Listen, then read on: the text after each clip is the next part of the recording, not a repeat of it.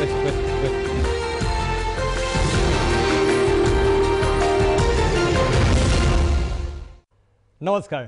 প্ৰাগ নিউজৰ বিশেষ অনুষ্ঠান দৰবাৰ মজিয়ালৈ মই প্ৰণয় বৰদলৈ আপোনালোকক জনাইছোঁ স্বাগতম ইতিমধ্যে দিহিং পাটকাইত কয়লা খননৰ প্ৰসংগলৈ আমি প্ৰাগ নিউজত কেইবাবাৰো অনুষ্ঠান কৰিছোঁ বহুবিলাক বাতৰি পৰিৱেশন কৰিছোঁ ইতিমধ্যে ছ'চিয়েল মিডিয়াও তুলপাৰ হৈ আছে আচলতে যে দিহিং পাটকাইৰ অভ্যন্তৰত কয়লা খননৰ অনুমতি দিয়া হৈছে আৰু এই প্ৰসংগলৈ ইতিমধ্যে এক প্ৰকাৰ এক সামাজিক আন্দোলনৰ সৃষ্টি হৈছে বহুতলৈ দুখৰ পৰা আঙুলি টোৱাইছে আনকি এনেকুৱা হৈছে যে দিহিং পাটকাই যিখন চেংচুৰী বন্যপ্ৰাণী অভয়াৰণ্য সেই অভয়াৰণ্যৰ অন্যতম স্ৰষ্টা বা অন্যতম হোতা বুলি কৈছে কাৰণ সেই সময়ত এটা মুভমেণ্ট আছিলে সেই মুভমেণ্টৰ পৰিণতিত ডিব্ৰু চৈখোৱা দিহিং পাটকাই এখন বন্যপ্ৰাণী অভয়াৰণ্য মৰ্যাদা পালে সেই আন্দোলনৰ অন্যতম হোতা সৌম্যদীপ দত্তৰ বিৰুদ্ধেও এতিয়া ছ'চিয়েল মিডিয়াত একাংশই কৰিছে বিশুদ্ধাৰ বহুতে সৌম্যদীপ দত্তৰ তেওঁৰ অৱস্থিতিক লৈ বহুতে প্ৰশ্ন উত্থাপন কৰিছে ঠিক সেইদৰে একে সময়তে এইখন যিখন ষ্টেট ৱাইল্ড লাইফ এডভাইজৰী বৰ্ডৰ তেওঁলোকে এইখন এই দিহিং পাটকাইত কয়লা খননৰ কাৰণে অনুমতি দিয়া বুলি পেলাই তাৰে যিসকল সদস্য আছে তেওঁলোকৰ প্ৰতিও সন্দেহৰ আঙুলি টোৱাইছে তেওঁলোকৰ ভিতৰত আছে ভূপেন তালদাৰ এজন অসম চৰকাৰৰ এজন অত্যন্ত সুদক্ষ বিষয়া তেখেত আছিলে আৰু তাৰ লগত আছিলে ডক্টৰ বিভৱ তালদাৰ এওঁলোকৰ বিৰুদ্ধে প্ৰশ্ন উত্থাপন কৰে কিন্তু যিবিলাক ব্যক্তিৰ বিৰুদ্ধে প্ৰশ্ন আহিছে বা প্ৰশ্ন আনিছে সেই প্ৰত্যেকজন ব্যক্তিয়ে কিন্তু অসমৰ পৰিৱেশ আন্দোলনৰ লগত অতি সক্ৰিয় উত্তৰপূৰ্তভাৱে জড়িত আৰু তেওঁলোকে অসমৰ প্ৰকৃতি ৰক্ষাৰ স্বাৰ্থত এক প্ৰকাৰ দীৰ্ঘদিন ধৰি কাম কৰি আহিছে সৌম্যদীপ দত্ত আজি আমাৰ মাজত আছে সৌম্যদীপ দত্ত মই স্বাগতম জনাইছোঁ আমাৰ এই অনুষ্ঠানলৈ নেচাৰ্ছ বেকনৰ তেওঁ সঞ্চালক মই সৌম্যদীপ দত্তক স্বাগতম জনাইছোঁ আৰু সৌম্যদীপ দত্ত আমাক এই তেওঁৰ স্পষ্টীকৰণ জনাব আমাৰ সৈতে যে ভূপেন তালদাৰ মই কৈছোঁ ভূপেন তালদাৰ অসম চৰকাৰৰ এজন অত্যন্ত সুদক্ষ সাহসী আৰু অত্যন্ত সৎ বিষয় আছে পৰিচিত আজি সুদীৰ্ঘ কাল ধৰি তেওঁ বন বিভাগ সেৱা কৰিছে বৰ্তমান তেওঁ অৱসৰ লৈছে কিন্তু তেওঁৰ বন বিভাগ তেওঁ যিখন কাম কৰিছিলে সেইখন সকলোৱে স্বীকাৰ কৰে যে তেওঁ কোনো স্বাৰ্থ নোহোৱাকৈ এটা নিস্বাৰ্থভাৱে প্ৰকৃতিক ভালভাৱে কাম কৰি গৈছিলে ডক্টৰ বিভৱ তালদাৰ আৰণ্যকৰ তেওঁ হৈছে চিফ এক্সিকিউটিভ অফিচাৰ মুখ্য কাৰ্যবাহী বিষয়া তাৰ লগতে হাতীৰ ক্ষেত্ৰত গড়ৰ ক্ষেত্ৰত তেওঁ এজন অত্যন্ত বিশেষজ্ঞ পৰিচিত আন নালাগে IUCNৰ এছিয়ান ৰাইনো স্পেচিয়েলিষ্ট গ্ৰুপৰ তেওঁ চেয়াৰমেন অধ্যক্ষ এনেকুৱা এটা গুৰুত্বপূৰ্ণ পদবী তেওঁ আছে গতিকে আটাইকেইজনে বিশেষজ্ঞ ব্যক্তি আমি তেওঁলোকৰ সৈতে দিহিং পাটকাইৰ আচল কথাটো কি দিহিং পাটকাইৰ অভ্যন্তৰত কয়লা খনন হৈছে নেকি যিটো কেম্পেইন চলোৱা হৈছে যে দিহিং পাটকাইৰ অভ্যন্তৰত কয়লা খনন হৈছে তাৰ আৰু হৈছে কি দিহিং পাটকাইৰ সমীপৱৰ্তী চালেকিৰ কথা আছে এইবিলাক কথা পাতিম তাৰ লগত আমি বনমন্ত্ৰী বন আৰু পৰিৱেশ মন্ত্ৰী তেখেতক আমি খন্তেক সময়ৰ কাৰণে লগ পাইছিলোঁ তেওঁৰ সৈতে আমি কথা পাতিব চেষ্টা কৰিম আমি আমাৰ লগত থাকিব মৃদুপৱন ফুকন তেওঁ নাহৰকটীয়াৰ এজন যুৱক আৰু প্ৰকৃতিকৰ্মী আৰু এই যিটো মুভমেণ্টটোৰ লগত তেওঁ আৰম্ভণিৰ পৰা জড়িত তাৰ লগতে আছে আমাৰ সৈতে থাকিব পলাশ চাংমাই হৈছে অসম জাতীয়তাবাদী যুৱ ছাত্ৰ পৰিষদৰ সাধাৰণ সম্পাদক মই পোনে গৈছোঁ সৌম্যদীপ দত্তৰ ওচৰলৈ মোৰ এতিয়াও মনত পৰে আজিৰ পৰা প্ৰায় 3টা দশক আগৰ সেই সময়ৰ কথা সেইখন মই এখন কালঘৰত কাম কৰিছিলোঁ সেই সময়তে নেচাৰ্ছ বেকন সংগঠনে এটা মুভমেণ্ট সৃষ্টি কৰিছিল যে অসমৰ এই বৰ্ষাৰণ্য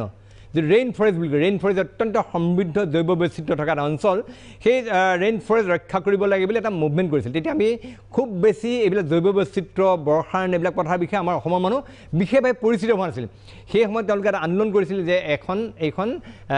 দিৰক জয়পুৰ আৰু আপাৰ দিহিং তিনিখন সংৰক্ষিত বনাঞ্চলক একত্ৰিত কৰি এখন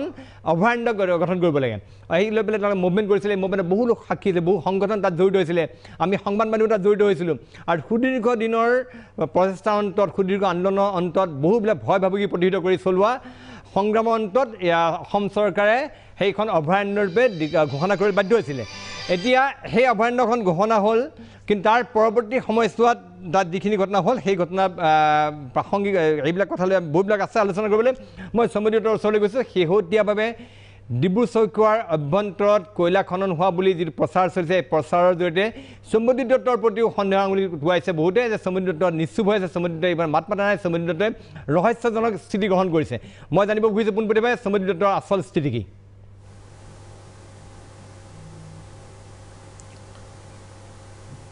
প্ৰণয় সেইটো ডিব্ৰু চৈখোৱা নহয় কেইদিনমান আগৰ পৰা এটা বাতৰি দিহিং পাটকাই এনিৱে কেইদিনমানৰ পৰা এটা বাতৰি চাৰিওপিনে বিয়পাইছে যে দিহিং পাটকাই অভয়াৰণ্যৰ অভ্যন্তৰত কয়লা খনন হৈ আছে আৰু অসম চৰকাৰ কেন্দ্ৰীয় চৰকাৰ কয়লা খননৰ পাৰ্মিশ্যন দিছে কিবা কিবি যে মানে দিহিং পাটকাই ধ্বংস হ'বলৈ গৈ আছে দিহিং পাটকাই অভয়াৰণ্য আমাৰ কথাটো হ'ল আমি কৈছোঁ যে দিহিং পাটকাই অভয়াৰণ্যৰ অভ্যন্তৰত কোনো কয়লা খনন হোৱা নাই আৰু অসম চৰকাৰ কেন্দ্ৰীয় চৰকাৰ দিহিং পাটকাই ধ্বংস কৰিবলৈ যোৱা নাই, তেনেকুৱা কোনো পাৰ্মিশ্যন দিয়া নাই, তেনেকুৱা কোনো পৰিকল্পনা কৰা নাই, সেইটোহে আমাৰ কথা। তো আমাৰ প্ৰশ্ন হ'ল যে ইমান দিন ধৰি পেলাই দিহিং পাটকাই অভয়াৰণ্যৰ ভিতৰত যে কয়লা খনন হৈ আছে, এই যে এইবোৰ বাতৰি যে বিয়পাইছিল, কি ভিত্তিত বিয়পাইছিল এই মিছা বাতৰিবোৰ? আৰু আমি সেইটোৰ সঁচা কথাটো কৈছোঁ যে দিহিং পাটকাই অভয়াৰণ্যৰ ভিতৰত কোনো কয়লা খনন হোৱা নাই, ৰাজ্য চৰকাৰ কেন্দ্ৰীয় চৰকাৰৰ তেনেকুৱা কোনো পৰিকল্পনা নাই, পৰিকল্পনা কৰি দিহিং পাটকাই অভয়াৰণ্যক ধ্বংস কৰি দিয়াৰ পৰিকল্পনা নাই। এইটো সঁচা কথা, এইটো সত্য কথা। আমি সেই সত্য কথাটো কৈছোঁ। যিসকল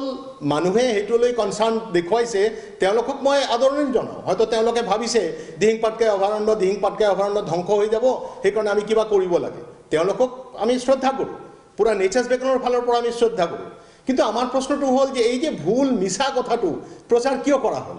কিয় আজি 14 দিন 20 দিন ধৰি পেলাই একে কথা কৈ থকা হ'ল? দিহিং পাটকাই অভয়াৰণ্যৰ ভিতৰত কয়লা খনন হ'ব,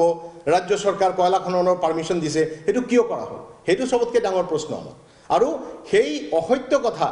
যে কিছুমান মানুহ কৈ আছিল, সেইটো যিটো মাধ্যমে নহওক কিয় তেওঁলোকক আমি কৈছোঁ যে এইটো মিছা কথা। অসমৰ ৰাইজক সঁচা কথা কোৱাটো আমাৰ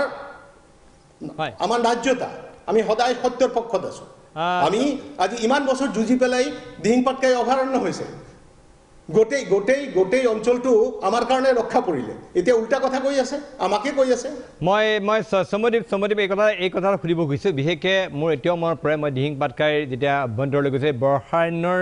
জৈৱ বৈচিত্ৰতাই যিকোনো এটা মুগ্ধ কৰিব। তাত হলং বা মেকাই এনেকুৱা যিবিলাক গছ, সেইবিলাক গছৰ তাৰ উচ্চতা, তাৰ বৰ্ষাৰণ্যৰ যিটো জৈৱ বৈচিত্ৰই আচলতে যিকোনো প্ৰকৃতি প্ৰেমী মুগ্ধ কৰিব পাৰে। আৰু অত্যন্ত সমৃদ্ধ সেই বনাঞ্চল, সেই বনাঞ্চলখনক লৈ এতিয়া যিটো মানুহৰ সমগ্ৰ ৰাইজৰ এটা উৎকণ্ঠা, এইটো যিটো আন্দোলন আছে, আন্দোলনে ইতিমধ্যে সীমাৰ পৰিধি ভাঙিছে, ইতিমধ্যে বিদেশতো এই বিষয়ৰ উত্থাপন হৈছে, আন নালাগে আমাৰ ৰাষ্ট্ৰীয় পৰিপ্ৰেক্ষিত এই প্ৰসংগ উত্থাপন হৈছে। মই এই কথা জানিব বিচাৰিছোঁ যে এতিয়া শেহতীয়া যিটো খবৰ আমাৰ পোহৰ আহিছে যে আচলতে দিহিং পাটকাইৰ অভয়াৰণ্যৰ অভ্যন্তৰত নহয়, কিন্তু তাৰ সমীপৱৰ্তী এটা এলেকাত চালেকি সংৰক্ষিত বনাঞ্চল, এই চালেকি সংৰক্ষিত বনাঞ্চল প্ৰায় 10-12 কিলোমিটাৰ নিলগত হৈছে। কিন্তু এইটো এটা কথা আছে, এইটো এটা সত্য আপুনি জানে যে যিটো ইক' চেঞ্চুৰী জ'ন বুলি কোৱা হয়, এখন অভয়াৰণ্যৰ 10 কিলোমিটাৰ এলেকা ইক' চেঞ্চুৰী জ'ন, গতিকে ইক' চেঞ্চুৰী জ'নৰ একেবাৰে সমীপৱৰ্তী এলেকাত খনন হোৱা বুলি কৈছে। গতিকে এই কথাটোৱে কিবা প্ৰকাৰে বৰ্ষাৰণ্যৰ প্ৰতি ভাবুকি আনিছে নাই? এই বৰ্ষাৰণ্য, এই সমৃদ্ধ জৈৱ বৈচিত্ৰৰ প্ৰতি ভাবুকি আনিছে নাই? চাওক, কথাটো মই আৰু স্পেচিফিক কৰি দি আছোঁ। কথাটো এতিয়া মানুহে চিফ্ট কৰিব বিচাৰিছে। ইমান দিন কোৱা হৈছিল দিহিং পাটকাই অভয়াৰণ্যৰ অভ্যন্তৰত কয়লা খনন হৈ আছে, এই মিছা কথাটো কোৱা হৈ আছিল। এই মানুহখিনি প্ৰথমে এইটো যে মিছা কথা কোৱা হৈছিল, তাৰ কাৰণে অসমীয়াৰ ৰাইজৰ ওচৰত ক্ষমা বিচাৰিবনে?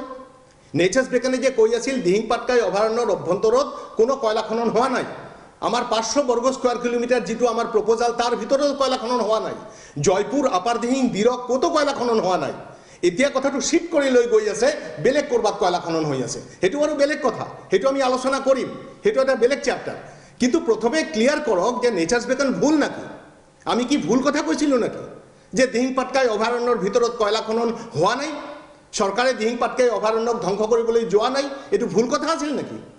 সেই কথাটোত কনচেনট্ৰেট কৰি প্ৰথমে কওক, প্ৰথমে ৰাইজক কওক যে এইটো ভুল কথা, নেচাৰ্ছ বেকনে কোৱা নাই, সেইটো ঠিক কথা কৈছে। তাৰপিছত বেলেগ ফালে আমি যাম, বেলেগ কথা আমি কথা পাতিম, বেলেগ ফালে আমি শিফ্ট কৰিম। ঠিক আছে, আপুনি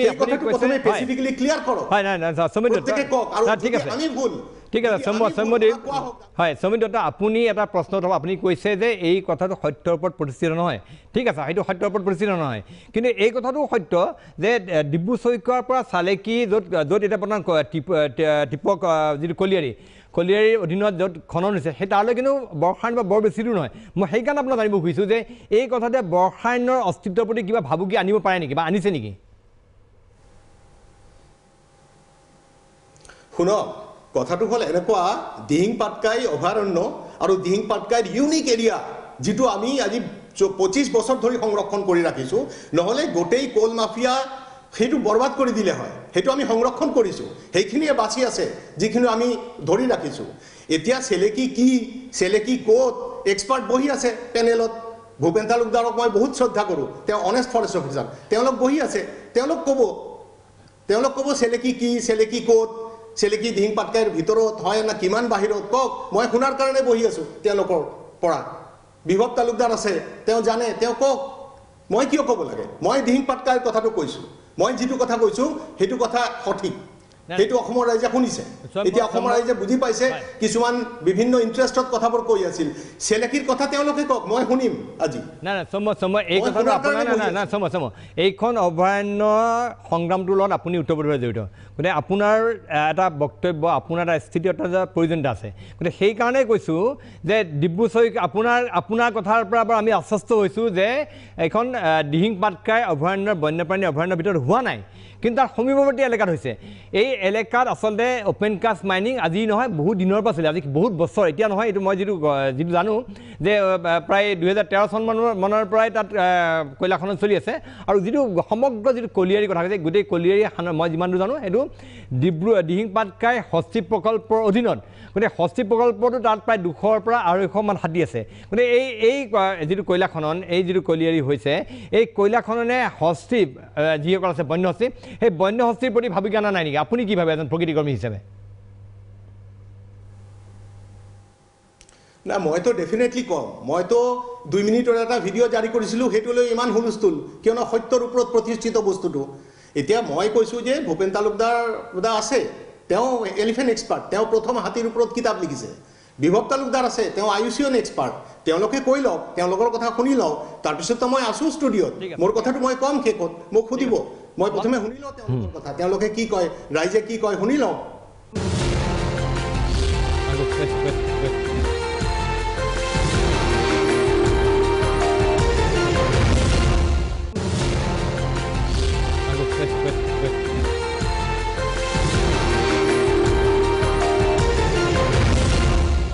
মই অকণমান যদি আমাৰ সৈতে পলাশ চাংমাই আছে পলাশ চাংমাৰ ওচৰলৈ যাব বিচাৰিছোঁ অসম জাতীয়তাবাদী যুৱ ছাত্ৰ পৰিষদৰ সাধাৰণ সম্পাদক মই পলাশ চাংমাৰ ওচৰলৈ যাব বিচাৰিছোঁ পলাশ চাংমাই পলাশ মই স্বাগতম জনাইছোঁ এই অনুষ্ঠানলৈ মই পলাশৰ পৰা জানিব বিচাৰিছোঁ আচলতে ইতিমধ্যে অসম জাতীয়তাবাদী যুৱ ছাত্ৰ পৰিষদৰ দিহিং পাটকাইৰ এই কয়লা খননৰ প্ৰসংগলৈ জপিয়াই পৰিছে মই জানিব বিচাৰিছোঁ প্ৰকৃত এতিয়া যিটো সম্বদীপ দত্তই কৈছে যে দিহিং পাটকাইৰ অভ্যন্তৰত হোৱা নাই তাৰ সমীপৱৰ্তী এলেকাত হৈছে এই ক্ষেত্ৰত যুৱ ছাত্ৰ পৰিষদৰ স্থিতি যুৱ ছাত্ৰ পৰিষদে কি দাবী বিচাৰিছে কি দাবী কৈছে কি দাবী যুৱ ছাত্ৰ পৰিষদৰ নহয় আমি অসম জাতীয়তাবাদী যুৱ ছাত্ৰ পৰিষদে সমগ্ৰ যিটো প্ৰক্ৰিয়া অৰ্থাৎ কয়লাৰ যিটো মুক্ত খনন সেই কয়লাৰ মুক্ত খনন দীৰ্ঘদিন ধৰি আমি অসম জাতীয়তাবাদী যুৱ ছাত্ৰ পৰিষদে বিৰোধিতা কৰি আহিছোঁ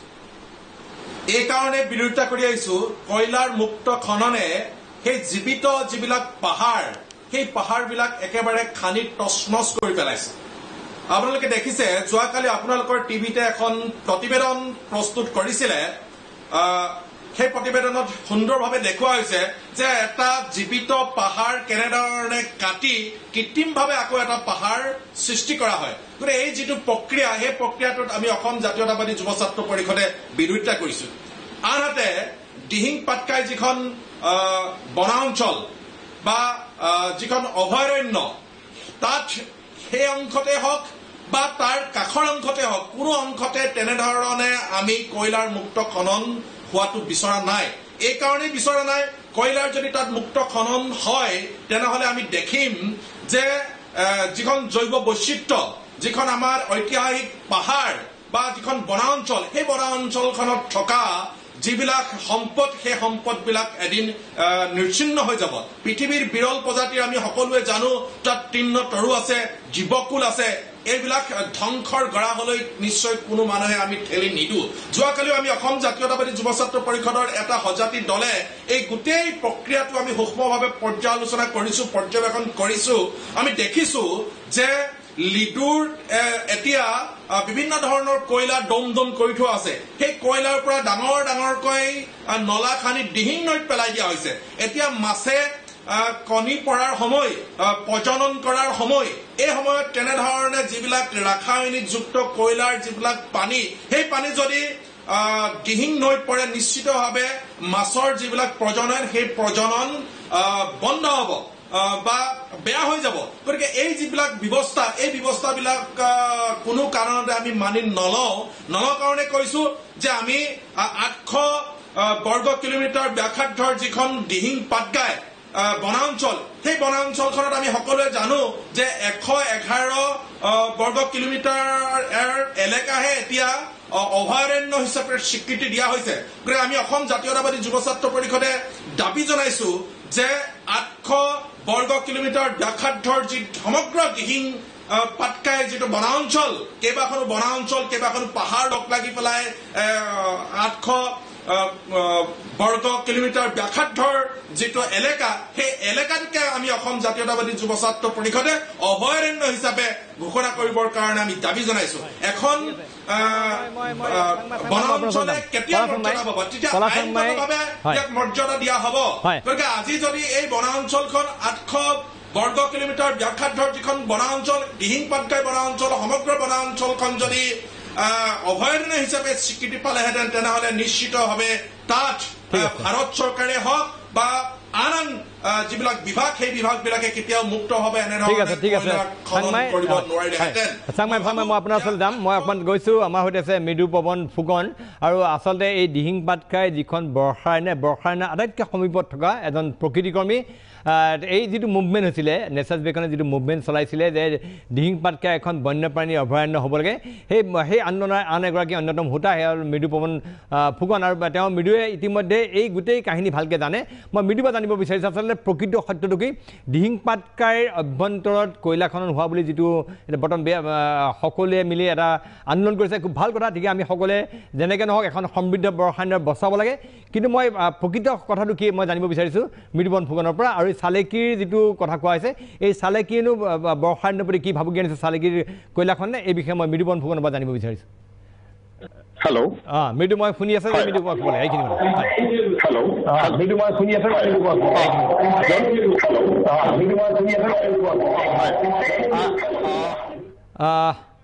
আচ্ছা মৃদুৰ ওচৰলৈ মই অকণমান তেওঁৰ অডিঅ'টো প্ৰব্লেম হৈছে অডিঅ'টো ঠিক কৰিলে মই মৃদু পৱন ফুকনৰ ওচৰলৈ যাম মই আমাৰ মাজত ভূপেন তালুকদাৰ আছে মই ভূপেন তালুকদাৰৰ ওচৰলৈ আহিছোঁ ভূপেন তালুকদাৰ ডাঙৰীয়া মই এই কথা জানিব বিচাৰিছোঁ এইখন ইতিমধ্যে ৰাজ্যিক বন্যপ্ৰাণী উপদেষ্টা পৰিষদ এই পৰিষদে এই হস্তি প্ৰকল্পৰ ভিতৰত এই যিটো অনুমোদন দিয়া বুলি কৈছে যে এই চালেকি সংৰক্ষিত বনাঞ্চলৰ ভিতৰত তাতে দিয়া বুলি কৈছে যে তাতে কয়লামুক্ত খননৰ বাবে আৰু সেই কথাটোত আপোনালোকৰ প্ৰসংগ উত্থাপন আপোনালোককো অলপ সমালোচনা কৰে আপোনাৰ কথা আহিছে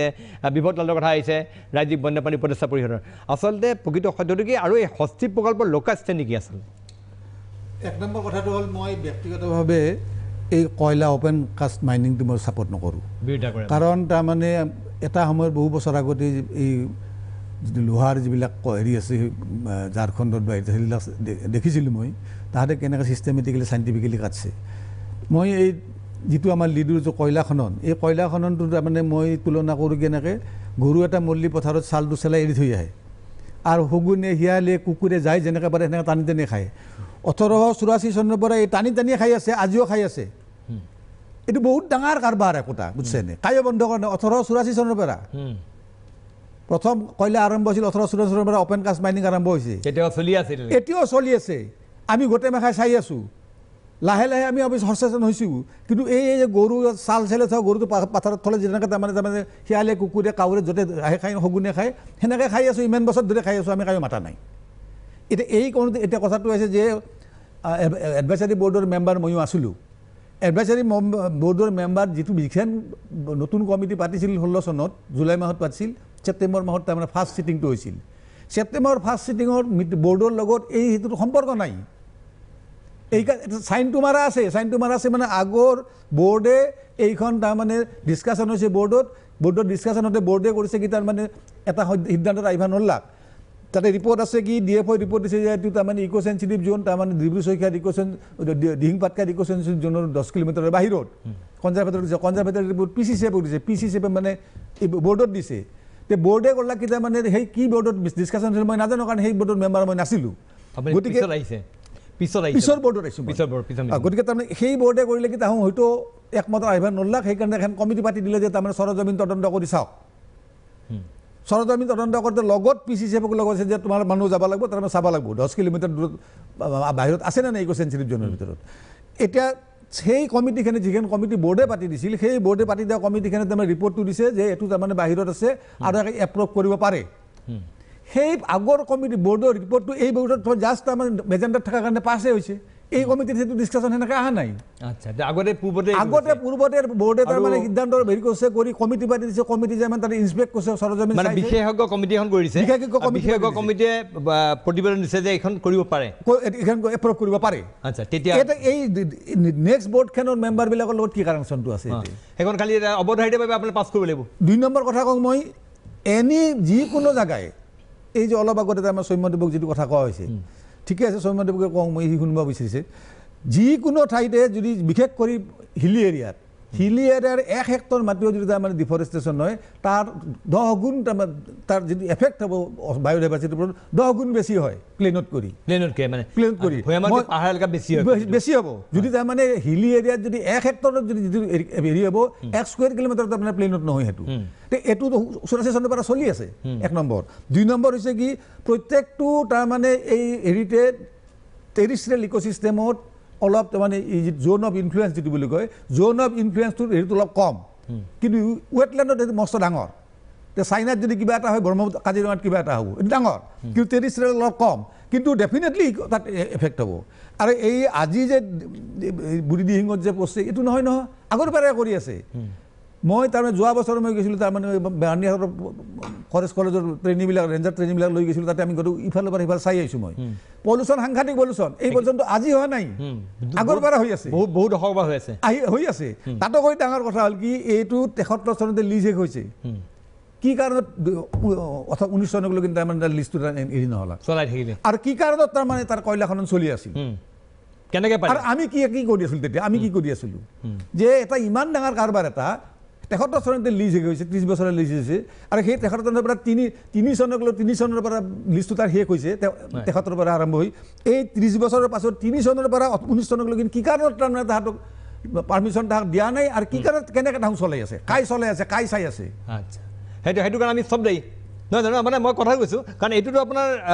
সংবাদ মাধ্যমত ইতিমধ্যে বহুবাৰ প্ৰকাশ হৈছে বহুবাৰ প্ৰতিবাদ হৈছে বিভিন্ন দল সংগঠনে প্ৰতিবাদ কৰি আহিছে কিন্তু কোনেও বন্ধ কৰিব নোৱাৰিলে আচলতে ইয়াত এটা বৃহৎ চক্ৰ জড়িত আছে বিপদ হালদাৰ কি ক'ব আৰম্ভণি এই বিষয়ে যিটো কথা ভূপেন হালদাৰে ক'লে যে এই অভিযোগ অপেন কাষ্ট মাইনিংটোৰ যিটো আন্দোলন এইটো 1980s পৰা আৰম্ভ হৈছে ছাত্ৰ বিজ্ঞান সমিতি যেতিয়া খুব এক্টিভ আছিলে যে তেতিয়াৰ পৰা সেই হেৰিটো হৈছে কাৰণ ইয়াৰ যিটো এনভাইৰমেণ্টেল ইম্পেক্ট যথেষ্ট বেছি তৎসত্ত্বেও চলি আছে এইকাৰণে চলি আছে কাৰণ আমি যেতিয়া যিকোনো কথা কওঁ এনভাইৰমেণ্ট এণ্ড ডেভেলপমেণ্টৰ কাৰণে হয়তো কিছু বস্তু এক্সট্ৰেকশ্যন বহুত ক্ষেত্ৰত দৰকাৰ আৰু অসমখন এনেকুৱা এটা ঠাইত অৱস্থিত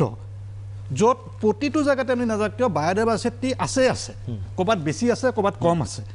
গতিকে এতিয়া আমাৰ যিটো এতিয়া কেছটো আহিছে বিশেষকৈ এই মানে দিহিং পাটকাই বনান মানে অভয়াৰণ্যৰ ভিতৰত খনন মানে কয়লা খননৰ পাৰ্মিশ্যন দিয়ালৈ কিছুমান কনফিউজন আছে সৌম্যদেৱে যিটো আজি 2 দিন আগতে যিটো তেওঁৰ ফেচবুকত দিছে সত্য কথাই কৈছে কিন্তু মোৰ কথাটো হ'ল আজি সেই বন বিভাগে যিটো বস্তু এটা স্পষ্টীকৰণ দিব লাগিছে যে দিহিং পাটকাই ৱাইল্ড লাইফ চেংচুৰীৰ ভিতৰত আমাৰ কোনো তেনেকুৱা হেৰি নাই তেওঁলোকে নিদিয়াৰ কাৰণে মানুহৰ মাজত মই ভাবোঁ এই কনফিউজনটো যথেষ্ট পৰিমাণে বিভ্ৰান্তিৰ সৃষ্টি হৈছে আজিলৈকে কিন্তু ক্লেৰিটিটো দিয়া নাই চালে কি প্ৰপ'জ ৰিজাৰ্ভ ফৰেষ্ট এইটো এতিয়াও ৰিজাৰ্ভ ফৰেষ্ট হোৱা নাই প্ৰপ'জ ৰিজাৰ্ভ ফৰেষ্টৰ টেনিয়ৰটো বেলেগ ধৰণৰ মাটিটো ডিষ্ট্ৰিক্ট এডমিনিষ্ট্ৰেশ্যনত থাকে গছকেইটা হেৰিহে ইয়াতে থাকে আৰু এইখিনি বহুত অঞ্চলত মানে আগৰ পৰাই কোল মাইনিং চলি আছে কোল কিহৰ কাৰণে কৰিছিল ব্ৰিটিছৰ দিনৰ পৰা চলি আছিল আমাৰ ভূপেন হাজৰিকাৰ লগতে কৈছে 18 চেঞ্চুৰীৰ পৰা চলি আছিলে কোল বেচিকেলি সেইকাৰণে দৰকাৰ হৈছিল আমাৰ টি ইণ্ডাষ্ট্ৰী চলাবৰ কাৰণে আৰু আমাৰ ৰেলৱে চলাবৰ কাৰণে এতিয়া লাহে লাহে চিফ্ট হৈছে টি ইণ্ডাষ্ট্ৰীৰ পৰা টি ইণ্ডাষ্ট্ৰীবিলাকৰ লাহে লাহে হয়তো গেছ ইউজ কৰিছে ডিজেল ইউজ কৰিছে ৰেলৱেও এতিয়া মানে কয়লাৰ সলনি ডিজেল বা হেৰি ইউজ কৰিছে গতিকে লাহে লাহে কিন্তু এই কোলৰ ওপৰত মই ভাবোঁ এটা চৰকাৰৰ এটা লং টাৰ্ম পলিচি এটা থকা দৰকাৰ মই আজি এই COVID-19 লকডাউনৰ পিছত 23 মাৰ্চৰ পিছত প্ৰথমবাৰৰ কাৰণে মই উলুবাৰী দেখা পাইছোঁ মই নাহিলোহেঁতেন আহিছোঁ এইকাৰণে কাৰণ কিছুমান বস্তু আঙুলি বহি বিভিন্ন ফেচবুকত ওলাই আছে লিষ্টখন দিছে যে ইয়াতে বিভৱ তালুকদাৰ ভূপেন তালুকদাৰ অমুক মানুহ আছে মই সেইকাৰণে আহিছোঁ লকডাউন ভংগ কৰি আহক কি নহওক মই আহিছোঁ এইকাৰণে কাৰণ মই লোকধাক কৰিব লগা একো নাই ভূপেন দাই ইতিমধ্যেই কৈছে ষ্টেট বৰ্ড অফ ৱাইল্ড লাইফটো এটা কণ্টিনিউৱাছ প্ৰচেছ এইটো বন্যপ্ৰাণী সুৰক্ষা আইন 1972 আণ্ডাৰত এইটো কনষ্টিটিউট কৰা হয় 3 বছৰৰ ইয়াৰ কাৰ্যকাল থাকে আৰু এইখন যিখন মিটিঙৰ কথা এতিয়া মানে বিভিন্ন ফেচবুকত দি আছে কিছুমানত য়েল্ল' তেনে একদম ফ্ল'ৰেচেণ্ট কালাৰ মাৰিও দিছে মানে সন্দেহামূলী বিভক্ত দলৰ পৰিছে সন্দেহামূলী ভূপেন্দ্ৰলৈ গৈছে কিন্তু কথাটো এইটোৱে হৈছে এই কমিটিটোৰ আগতে এইটো চৰ্চা হৈ আহিছে তাতে এক্সপাৰ্ট কমিটি বনাইছিলে এক্সপাৰ্ট কমিটিৰে অলৰেডি সেইটো ৰিকমেণ্ড কৰি দিছে তাৰ দ্বাৰা মই এইটো কোৱা নাই যে ডিচিশ্যনটো ভুল হৈছে বা হেৰি হৈছে কিন্তু কথাটো হ'ল যে আমি যেতিয়া এটা এনভাইৰনমেণ্ট আৰু ডেভেলপমেণ্টৰ কথা ক'ম আজি সাপোজ অইল এক্সট্ৰেকশ্যনৰ কথা আমি এইটো ক'ব নোৱাৰোঁ যে কোল একদম আমাক নালাগিবই আৰু অইল আমাক একদম নালাগিবই ক'ৰ পৰা আমি এক্সট্ৰাক্ট কৰোঁ বায়'ডাইভাৰ্চিটি ৰিচ এৰিয়া যাতে আমি টাচ নকৰোঁ কেনেধৰণৰ আমি এটা চিন্তা চৰ্চা কৰি পেলাই আমি আগবঢ়াটো উচিত ঠিক আছে মই আহিম মই খন্তেক সময় এটা বাণিজ্যিক বিৰতি লৈ লৈছোঁ বিৰতিৰ পাছত পুনৰ এই বিষয়লৈ বহুবিলাক প্ৰশ্ন আছে বহুবিলাক প্ৰশ্নৰ উত্তৰ জানিবলগীয়া আছে সৌম্য দত্ত আৰু কিছুমান কথা কোৱা আৰু কিছুমান স্পষ্টীকৰণ সৌম্য দত্তৰ পৰা জানিবলগীয়া আছে কিন্তু তাৰ বাবে মই লৈ লৈছোঁ খন্তেক সময়ৰ বাণিজ্যিক বিৰতি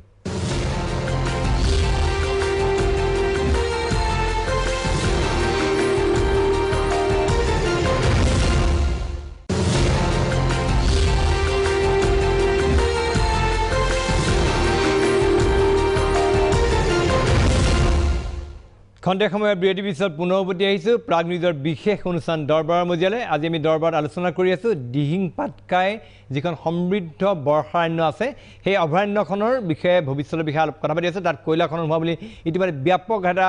প্ৰচাৰ হৈছিলে আৰু ব্যাপক আন্দোলনো হৈছে এইটো আৰু অসমত নহয় অসমৰ বাহিৰতো এই বিষয়ৰ প্ৰসংগলৈ আন্দোলন হৈছে এতিয়া এই আন্দোলনৰ যোৱাৰ এনেকুৱা পৰ্যায় পালেগৈ যে মুখ্যমন্ত্ৰীয়ে নিৰ্দেশ দিবলৈ বাধ্য হ'ল বনমন্ত্ৰী পৰিমল শুক্লবৈদ্যক ঘটনাস্থলীলৈ গৈ তাত পৰ্যবেক্ষণ কৰাৰ কাৰণে ইতিমধ্যে বনমন্ত্ৰী পৰিমল শুক্লবৈদ্য তেখেতে অহা কাইলৈ যাব যোৱাৰ প্ৰাক মুহূৰ্তত আমি অলপ সময়ৰ কাৰণে তেখেতক লগ পাইছিলোঁ তেখেতে কথা কৈছিলে মই তেখেতৰ পৰা জানিব বিচাৰিছোঁ বা শুক্লবৈদ্য কাৰণে মই আপোনাৰ বেছি সময় নলওঁ খন্তেক সময়ৰ পৰা মই আপোনাৰ জানিব বিচাৰিছোঁ এই যিটো প্ৰসংগ এই যিটো ইছ্যু যে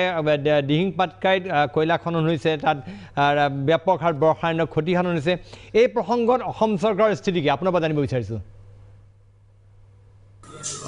প্ৰণয়দা নমস্কাৰ আৰু কথাটো এনেকুৱা যে আপোনাৰ চেনেলত মই আগতো আমি কথাখিনি আমাৰ যিমানখিনি জানা কথা গোটেইখিনি কথা আপোনাক আমি জনাইছোঁ আৰু কৈছোঁ এতিয়া আমাৰ মাননীয় মুখ্যমন্ত্ৰী ডাঙৰীয়াই আমাক নিৰ্দেশ দিলে যে আমি ইয়াতে গৈ সৰজমিনে তদন্ত কৰিব লাগে কথাখিনি কি এই কথাখিনি গোটেইখিনি একেবাৰে ভালকৈ নিজে থাকি ভালকৈ চালি জাৰি চাই আমি এটা যিবিলাক তথ্য আমি পাম এই তথ্যবিলাক অহাৰ পাছতে আপোনালোকক আমি একেবাৰে তথ্যভিত্তিকভাৱে আপোনালোকক আমি কথাবিলাক জনাই দিম মোৰ কথাটো হ'ল আজিৰ দিনত দেখি আছোঁ ছ'চিয়েল মিডিয়াত বহুতখিনি অৰ্গেনাইজেশ্যনে বহুতভাৱে বা সংগঠনে কথাবিলাক কৈ আছে কিন্তু আঁৰত কি আছে কথাবিলাক আৰু কি স্থিতিত আছে গোটেইখিনি মুখ্যমন্ত্ৰীৰ নিৰ্দেশত মই নিজে গৈ আছোঁ আৰু গৈ মই এদিন আগতেই পালোহেঁতেন কিন্তু আমফান যিটো হেৰি কথা আপোনালোকে জানেই যে এটা বনাঞ্চলত কিবা আমাৰ যোৱাটো ঠিক নহ'ব সেইকাৰণে মই কালিৰ ভিতৰত বা পৰহিৰ ভিতৰত গৈ পাম পাই আমি একেবাৰে তথ্য লৈ আপোনাক জনাই দিম মই এই কথা জানিব বিচাৰিছোঁ যে এইটো যে এলিফেণ্ট ৰিজাৰ্ভৰ অন্তৰ্ভুক্ত এই কথাটোৰ লগত অসম চৰকাৰ অৱগত হয় নাই আচলতে এইটো এলিফেণ্ট ৰিজাৰ্ভ আছে হস্তি প্ৰকল্প নয়দা আমাৰ ইয়াতে এলিফেণ্ট যিটো ৰিজাৰ্ভ কৈছে আপুনি 912 কিলোমিটাৰৰ এলিফেণ্ট ৰিজাৰ্ভ 912 কিলোমিটাৰ মানে স্কোৱাৰ কিলোমিটাৰৰ এই ৰিজাৰ্ভখন হয় ইয়াতে এই যি প্ৰশ্ন উত্থাপন হৈছে বহুতখিনি কথা চলি আছে আন্দোলন চলি আছে ইয়াতে 98.something হেক্টৰৰ কথা এতিয়া এই ঠাইটো আমি একেবাৰে GPS কোঅৰ্ডিনেট কৰি আপোনাক আমি বা আপোনালোকৰ নিচিনা যিসকল মানুহৰ জৰিয়তে বা যিসকল চেনেলৰ জৰিয়তে ৰাইজে কথাখিনি গম পায় গোটেইখিনি তথ্যভিত্তিকভাৱে আপোনালোকৰ ইয়াতে আমি মাননীয় মুখ্যমন্ত্ৰী ইয়াতে ৰিপৰ্ট দিয়াৰ পাছতে আপোনালোকক জনাই দিম হ'ব পাৰে ভিতৰত পৰিব পাৰে বাহিৰত পৰিব পাৰে মই নিজে স্পটত যাম আৰু যিসকল ৰাইজে এই যে 912 কিলোমিটাৰৰ এটা যে আমাৰ ইমান ডাঙৰ এলিফেণ্ট ৰিজাৰ্ভ এই ৰিজাৰ্ভৰ ভিতৰত এই মাটি ক'ত আছে কি আছে গোটেইখিনি কথা তথ্যভিত্তিকভাৱে আপোনাক জনাই দিম দাদা ইয়াত আপোনাৰ দীৰ্ঘদিন ধৰি কয়লা খনন হৈ আছে ৰাজ্যৰ বন আৰু পৰিৱেশ বিভাগে আচলতে কি কৰিছিল আপোনাৰ চৰকাৰ আছিল তাৰ পূৰ্বতে বেলেগ চৰকাৰ আছিল আচলতে প্ৰকৃতত কি হৈছিল কি কৰিছিল বিভাগটোৱে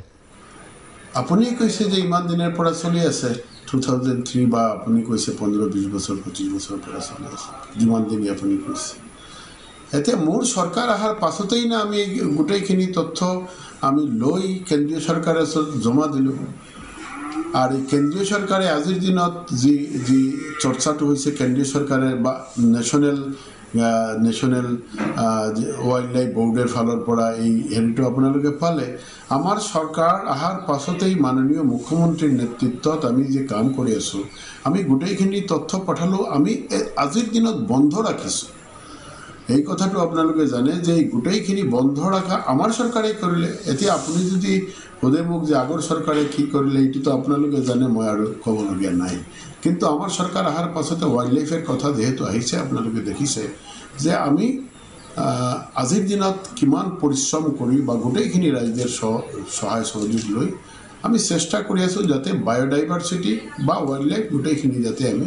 ভালকৈ ৰাখিব পাৰোঁ উই আৰ নট ডেষ্ট্ৰয় প্ৰণয়দা আমাৰ চৰকাৰ ডেষ্ট্ৰয় কৰাৰ ক্ষেত্ৰত নাই আমি ক্ৰিয়েট কৰাৰ ক্ষেত্ৰত আছে কিন্তু এই ক্ষেত্ৰত আপোনাৰ চৰকাৰৰ বিৰুদ্ধে অভিযোগ আনিছে মাৰ্ঘেৰিটাৰ প্ৰাক্তন বিধায়ক তথা বৰ্তমানৰ সাংসদ প্ৰদ্যুৎ বৰদলৈয়ে বাৰম্বাৰ আপোনালোকৰ চৰকাৰৰ বিৰুদ্ধে অভিযোগ আনিছে এই বিষয়লৈ চৰকাৰ আপোনাৰ ভূমিকাক লৈ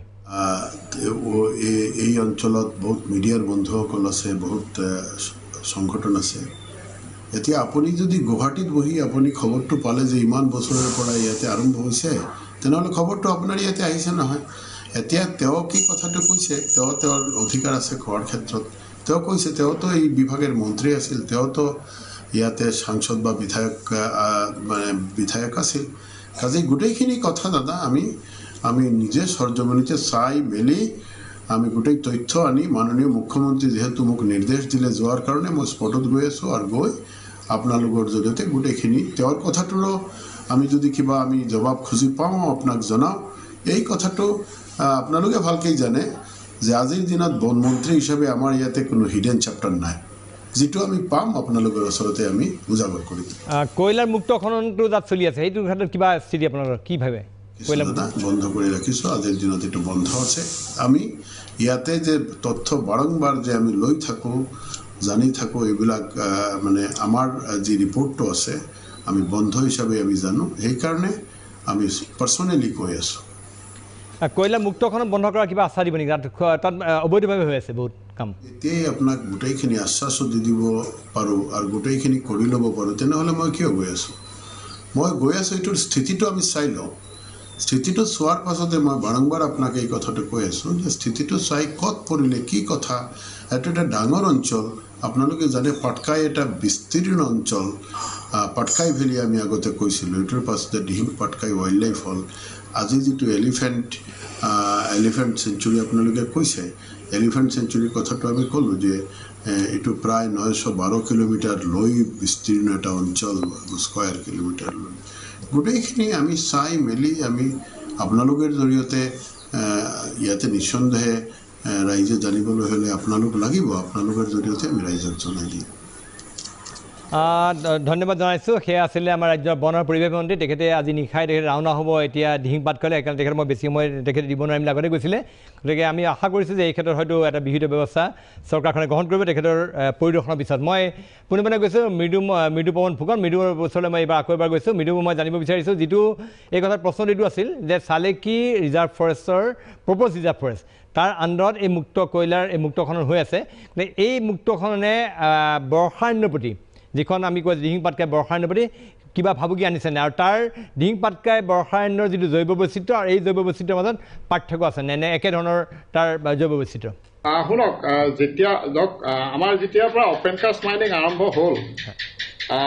এই অঞ্চলত তেতিয়াৰ পৰাই এই গোটেই অঞ্চলটোৰ পৰিৱেশৰ ওপৰত এটা বিৰূপ প্ৰভাৱ পৰিয়ে আহিছে এতিয়ালৈকে সেইটো আমি এই যে কয়লাৰ এই অপেন কাষ্ট মাইনিঙৰ ফলত যিটো বিৰূপ প্ৰভাৱ পৰিছে পৰিৱেশৰ ওপৰত বিশেষকৈ বা জীৱ বৈচিত্ৰ্যৰ ওপৰত বা আমাৰ এই জীৱকুলৰ ওপৰত সেই ধৰণৰ কোনো এটা কিউমুলেটিভ ষ্টাডি বা অধ্যয়ন আজিলৈকে কিন্তু কেতিয়াও কোনো কৰাও নাই আৰু এতিয়ালৈকে হোৱাও নাই সেইটো সকলোতকৈ ডাঙৰ কথা আৰু বিৰূপ প্ৰভাৱ পৰিছে বুলি আমি এইকাৰণে ক'ব পাৰোঁ কেৱল খালি মানুহৰ ক্ষেত্ৰত আমি ক'ব পাৰোঁ যে সেইটো অঞ্চলত মানুহৰ যক্ষ্মা ৰোগৰ সংখ্যা বেছি স্কিন ডিজিজ বহুত বেছি হৈছে গয়টাৰ পেচেণ্ট বহুত বেছি পোৱা গৈছে এনেকুৱা ধৰণৰ কিছুমান মানুহৰ ক্ষেত্ৰত হোৱা বেমাৰৰ পৰা আমি ক'ব পাৰোঁ যে এইখিনি তাতে হেৰি হৈ আছে সেইখিনি প্ৰভাৱ পৰিছে আদাৰৱাইজ পৰিৱেশৰ ওপৰত বা আমাৰ জীৱকুলৰ ওপৰত কি ধৰণৰ পৰিৱেশ প্ৰভাৱ পৰিছে সেইখিনি ফটকে গম পোৱা নাযায়, কাৰণ সেই ধৰণৰ অধ্যয়নো হোৱা নাই। কিন্তু এটা কথা ক'ব পাৰোঁ, মই নিজে নাহৰকটীয়াৰ বাসিন্দা হৈ পেলাই আমি ক'ব পাৰোঁ যে যিহেতু বুঢ়ীদিহিং নদীখন তাৰ মাজেৰে সেইটো অঞ্চলৰ মাজেৰে বৈ আহিছে, গতিকে সেই বুঢ়ীদিহিং অঞ্চলত আগতে যি পৰিমাণে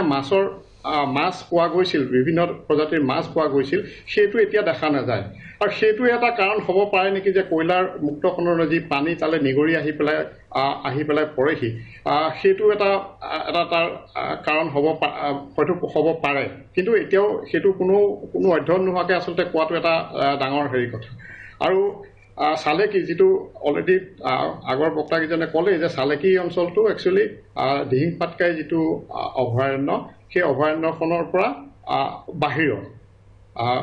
গোটেই সেই অঞ্চলটো। আৰু সেইটোৰ লগে লগে আৰু সেই অঞ্চলটোত একচুৱেলি 2013 চনত যিটো আছে, সেইখিনি সময়তে সেই অঞ্চলটোৰ খননৰ কাৰণে এটা প্ৰস্তাৱ লোৱা হৈছিলে আৰু পৰ্যায়ক্ৰমে তেওঁলোকে সেই 98.59 হেক্টৰ মাটি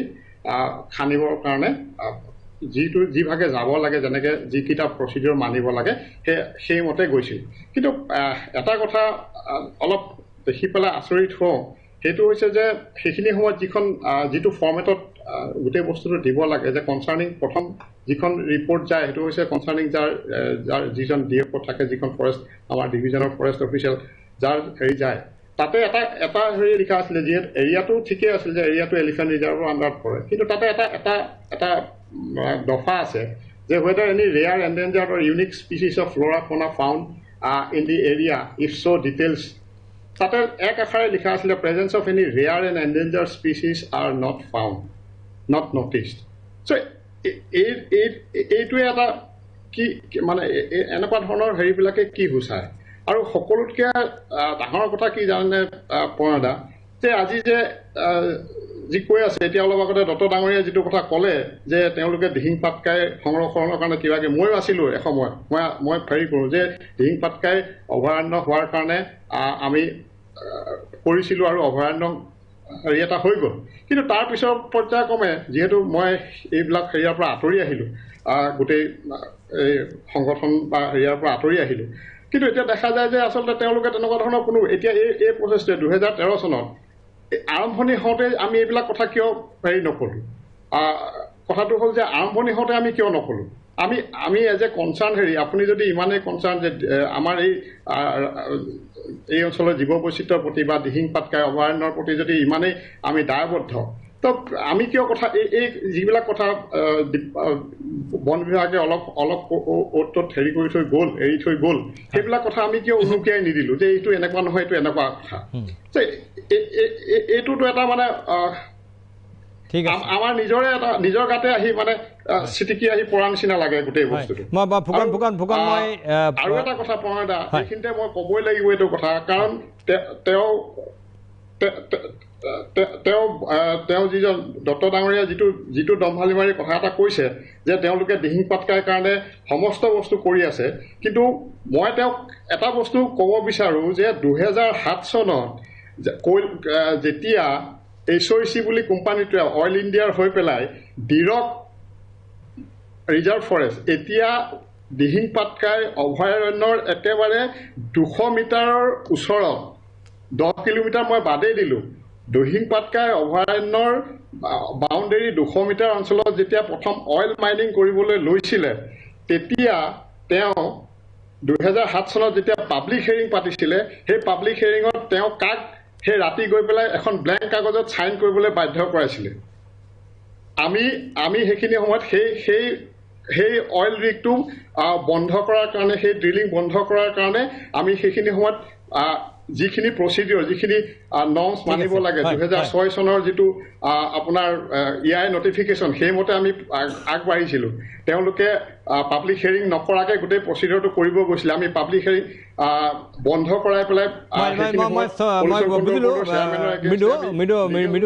আচলতে মোৰ সময়ৰ অলপ অভাৱ আছে, মই সেইকাৰণে পোনে গৈছোঁ। সৌম্যদীপ দত্ত আছে, সৌম্যদীপ দত্ত ওচৰলৈ। সৌম্যদীপ দত্ত এই ক্ষেত্ৰত কিবা আপোনাৰ ক'বলগীয়া আছিল? আৰু আপোনাক আমি জানো যে দিহিং পাটকাই এজন ক্ৰুচেডাৰ, কিন্তু দিহিং পাটকাইৰ সমীপৱৰ্তী এলেকাটো যদি এনেকুৱা ধৰণৰ সংকটকাৰ্য হয়, তাত নেচাৰ বিজ্ঞানে মাত নামাতিব নেকি? সৌম্যদীপ দত্ত কি ক'ব বিচাৰিব? একদম ভালকৈ শুনক কথাবোৰ কথা হ'ল যে এইবোৰ ভিত্তিহীন কথা এইটো গুৰুত্বহীন কথা এইবোৰ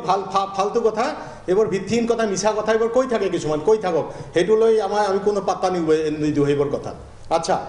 মূল কথা হ'ল যে তাৰ মানে এইটো কথা ঠিক হ'ল যে দিহিং পাটকাই অভয়াৰণ্যৰ ভিতৰত কোনো কয়লা খনন হোৱা নাই দ্বিতীয় কথা হ'ল যে আমি যেতিয়া কাম আৰম্ভ কৰিলোঁ 1994 পৰা আমি দেখিলোঁ যে যেই অঞ্চলটো চবতকৈ বঢ়িয়া হৈ আছে যেই অঞ্চলটো ইউনিক হৈ আছে সেই অঞ্চলটোক আমি সাৱটি ধৰিলোঁ যে কোনো পদ্ধতিতে আমি ইয়াতে একো হ'ব নিদিওঁ প্ৰিমিয়াৰ অইলৰ 1000 কোটি টকাৰ প্ৰজেক্টটো আমি বন্ধ কৰি দিছোঁ আমি যদি নাথাকিলোঁ হয় গোটেই অঞ্চলটো ইমান দিনে কয়লা মাফিয়াই ছেদেলি কৰি দিলে হয় আল্টিমেটলি যিখিনি কৰিছে যিখিনি জংঘল বচাই ৰাখিছে নেচাৰ্ছ বেকনে বচাই ৰাখিছে সেইটো কথা সঁচা মানুহে জানে এইবোৰ আবল তাবল কথা কিছুমান মানুহ কৈ থাকিব সেইবোৰ লৈ আমাৰ কোনো আশে নাযায় 2 নম্বৰ ক্লাৰিফিকেশ্যন 1 নম্বৰ ক্লাৰিফিকেশ্যন হ'ল বিভাৱে ক'লে যে বন বিভাগে এটা ক্লাৰিফিকেশ্যন দিব লাগিছিল আমাৰ কথা হ'ল যেতিয়া গভৰ্ণমেণ্টে আৰু বন বিভাগে বেয়া কাম কৰিব আমি কঠোৰ সমালোচনা কৰিম আমি ধৰিম আৰু যেতিয়া এটা সঁচা কথা কোনোবা মিছা কথা ক'ব সেই কথা কোৱাৰ সৎসাহকো আমাৰ আছে মই বিভৱ তালুকদাৰ ডাঙৰীয়াক কৈ আছোঁ তেওঁলোকেতো বন বিভাগৰ পাৰ্টনাৰ তেওঁলোকেতো বিভিন্ন কমিটিত আছে তেওঁলোকে কিয় ৰাইজক এইটো কথা ক্লিয়াৰ কৰি দিয়া নাই দিহিং পাটকাই অভয়াৰণ্যৰ ভিতৰত কোনো কয়লা খনন হোৱা নাই আচ্ছা দ্বিতীয় কথাটো হ'ল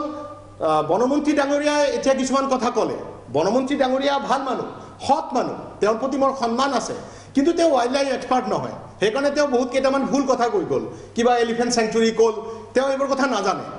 সেইকাৰণে যদি টেকনিকেল কথা ক'ব লাগে বনমন্ত্ৰীৰ প্ৰিন্সিপাল চিফ কনজাৰ্ভেটৰ ফৰেষ্টৰ লগত পাতিব লাগে নহ'লে IFSক পাতিব লাগে তেওঁ এডমিনিষ্ট্ৰেটৰ তেওঁ এডমিনিষ্ট্ৰেশ্যনটো চাব তেওঁক সেই টেকনিকেল কথা সুধি লাভ নাই তেওঁ বহুত ভুল কথা কৈছে ক'ব সেইটো কথা স্পষ্ট তৃতীয় কথাটো হ'ল যে ভূপেন তালুকদাৰ ডাঙৰীয়া তাতে বহি আছে বিভৱ তালুকদাৰ ডাঙৰীয়া তাতে বহি আছে এলিফেণ্ট প্ৰজেক্ট হস্তি প্ৰকল্প এলিফেণ্ট ৰিজাৰ্ভ সেইবোৰৰ যে কোনো লিগেল ষ্টেটাছ নাই সেই কথাটো মানুহ ক্লিয়াৰ কিয় নকৰে হস্তি প্ৰকল্প হস্তি সংৰক্ষিত বনাঞ্চলত যদি বন বিভাগে ইচ্ছা কৰে তাতে বালিৰ মহল হ'ব পাৰে শিলৰ মহল হ'ব পাৰে তাতে কয়লা খান্দিব পাৰে এই কথাটো কিয় নকয় অভয়াৰণ্য ৱাইল্ড লাইফ প্ৰটেকশ্যন এক্ট সেইটোৱে সাংঘাতিক প্ৰটেকশ্যন লেভেল হস্তি প্ৰকল্প হস্তি সংৰক্ষিত বনাঞ্চল এলিফেণ্ট ৰিজাৰ্ভ এইবোৰৰ যে কোনো লিগেল লোকেল ষ্টেণ্ডি নাই সেই কথাটো ৰাইজক কিয় বুজাই নিদিয়ে ৰাইজক কিয় কনফিউজ কৰিছে যে দিহিং পাটকাই হস্তি প্ৰকল্প মানে দিহিং পাটকাই অভয়াৰণ্য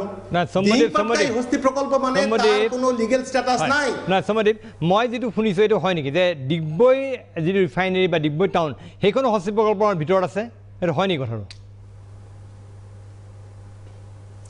চাওক এতিয়া ভূপেন তালুকদাৰ ডাঙৰীয়া এক্সপাৰ্ট বহি আছে বিভৱ তালুকদাৰ ডাঙৰীয়া এক্সপাৰ্ট বহি আছে আমি হ'ল বায়োডাইভাৰ্চিটি কনজাৰ্ভেশ্যন কৰা মানুহ আমি যিখিনি অঞ্চল ধৰিছোঁ 500 বৰ্গ স্কোৱাৰ কিলোমিটাৰ তাতে মোৰ জীৱন থকালৈকে তাতে কোনো কয়লা খনন কোনেও কৰিব নোৱাৰে গভৰ্ণমেণ্টো কৰিব নোৱাৰে কোল ইণ্ডিয়াও কৰিব নোৱাৰে কোনেও কৰিব নোৱাৰে আমাক মাৰিহে কৰিব লাগিব আচল কামটো আমি কৰি দেখুৱাইছোঁ বাকীবোৰ যে লেকচাৰে মাৰি আছে কোনো এটা সামান্য অঞ্চল কিবা কৰিছে এটা এপ্লিকেশ্যন দিছে কেতিয়াও কিবা কৰিছে দুনিয়াৰ মিছা কথা দুনিয়াৰ স্লেণ্ডাৰিং যা তাকে গালাগালি কৰা এইবোৰে কৰি আছে মোক তাৰমানে সত্যৰ পক্ষত আমি আছোঁ আৰু আমি সত্যৰ পক্ষত থাকি সত্য কথা কওঁ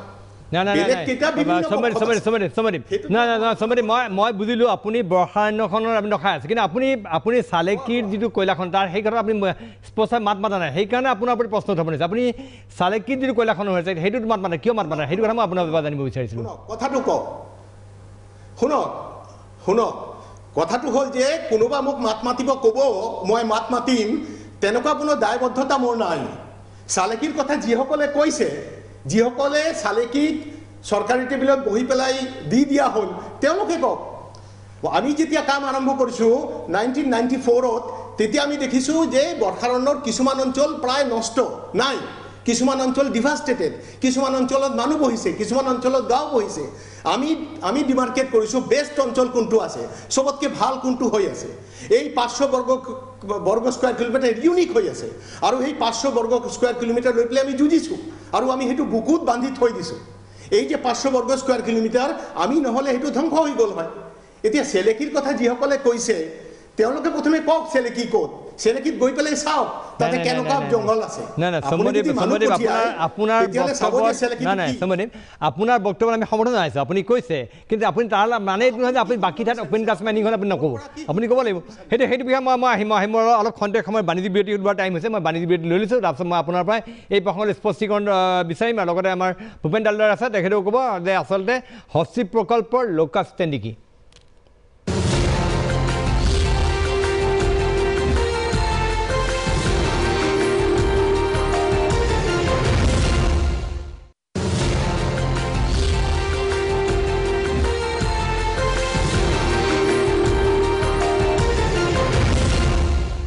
খন্তেক সময়ৰ বিৰতি পিছত পুনৰ উভতি আহিছোঁ প্ৰাগ নিউজৰ বিশেষ অনুষ্ঠান দৰবাৰৰ মজিয়ালৈ আজি আমি দৰবাৰত কথা পাতি আছোঁ দিহিং পাটকাই বৰ্ষাৰণ্যৰ অভ্যন্তৰত হোৱা বুলি যিটো অভিযোগ আহিছে কয়লাখনৰ এই বিষয়ে আমি কথা পাতি আছোঁ এটা গুৰুত্বপূৰ্ণ বিষয় যিটো বিষয়ে ইতিমধ্যে আমাৰ ৰাজ্যখনৰ এক প্ৰকাৰ আন্দোলনৰ সূচনা কৰিছে বহু লোকে এই বিষয়ৰ প্ৰতিবাদ সাব্যস্ত কৰিছে ছ'চিয়েল মিডিয়াতো এই বিষয়ে ব্যাপক প্ৰতিবাদ হৈছে ৰাইজে এই কথাটো ক্ষুব্ধ হৈছে ৰাইজে ইয়াত প্ৰতিবাদ কৰিছে এই সমৃদ্ধ বৰ্ষাৰণ্য যাতে কোনো পধ্যে ধ্বংস কৰিব পৰা নাযায় বিপদাল ডাঙৰীয়া আপোনাৰ বিৰতিলৈ যোৱাৰ পূৰ্বে চমদীপ দত্তই কিছুমান কথা কৈছিল আৰু হস্তি প্ৰকল্পৰ লোকাছ নেকি আছিল প্ৰকৃত সেইটো জানিব বিচাৰিছোঁ মই হয় হেৰি এই হস্তি এলিফেণ্ট ৰিজাৰ্ভ যেতিয়া কৰা হয় পাঁচকান এলিফেণ্ট ৰিজাৰ্ভত তেতিয়া তাৰমানে CCF ৱাইল্ড লাইফত আছিলোঁ আৰু মই এইটোত একদম মই কৰা বুলি নকওঁ কিন্তু মেপ থেপবিলাকত মই কৰিছোঁ হস্তি এলিফেণ্ট ৰিজাৰ্ভৰ কোনো লিগেল ষ্টেটাছ নাই ইভিন তাৰমানে সৰু সুৰা টাউনো সোমাই আছে ৰিজাৰ্ভ ফৰেষ্টৰ বাউণ্ডাৰী তাৰমানে এটা গোট কৰি কৰা হৈছে আৰু আমাৰ যিমান হস্তি নটিফাইড এলিফেণ্ট ৰিজাৰ্ভ আছে সেইটো তাৰমানে সেই সীমাটোৱে হ'ল তাৰমানে হেৰি মানে নগাঁও ডিষ্ট্ৰিক্টৰ পশ্চিমে নগাঁও ডিষ্ট্ৰিক্ট এইফালে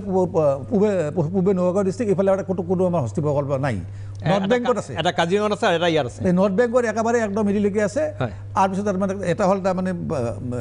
চিৰাং শোণিতপুৰৰ হেৰি তাৰপিছত হ'ল তাৰমানে আমাৰ সেই পাটকাই তাৰপিছত কাৰ্বি আংলং কামলেঙৰ দুখন কাজিৰঙালৈ পেলাই আছে কাজিৰঙা কাৰ্বি আংলং আৰু হেৰি লংডিং এই পাঁচখান আমাৰ তাৰে পৰা তাৰমানে হেৰিৰ সীমাৰ পৰা আমাৰ ইয়াতে কোনো নাই এতিয়া মোক এইটো এটা কওক আপুনি চালেকি ৰিজাৰ্ভ ফৰেষ্ট যিখন য'ত এতিয়া মই জানাত এইটো চালেকিখন তাৰমানে এলিফেণ্ট ৰিজাৰ্ভত সোমাই থকা নাই